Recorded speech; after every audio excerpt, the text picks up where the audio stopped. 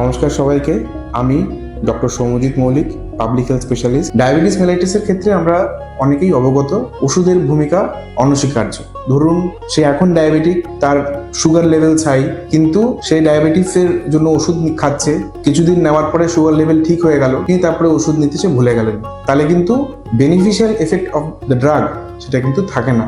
1 নম্বর। 2 নম্বর হচ্ছে ডায়েট। একজন ডায়াবেটিক রোগীকে দীর্ঘকাল যাবৎ ঠিকঠাক ভাবে ডায়াবেটিসের সাইড এফেক্ট যাতে না আসে তার জন্য কিন্তু স্ট্রিক্ট ডায়েটে তাদেরকে কিন্তু থাকা উচিত। থার্ড হচ্ছে ফিজিক্যাল অ্যাক্টিভিটি। ডায়াবেটিস মেলাইটাস রোগীর ক্ষেত্রে এটা বাঞ্ছনীয় যে উনি সপ্তাহে 7 দিনের মধ্যে 5 দিন যেন অবশ্যই মিনিমাম 30 মিনিট সে যেন একটা ফিজিক্যাল অ্যাক্টিভিটি বা হাঁটাচলার মধ্যে যেন সে নিজেকে ইনভলভ রাখে। এই কয়েকটা জিনিস একটু মাথায় রাখলে, ওষুধ শুধু নেওয়া বাদে আপনারা যদি এই দিকগুলো মাথায় রাখেন, তাহলে আমার মনে হয় আপনারা ডায়াবেটিসকে অবশ্যই জয় করে উঠবেন। ধন্যবাদ।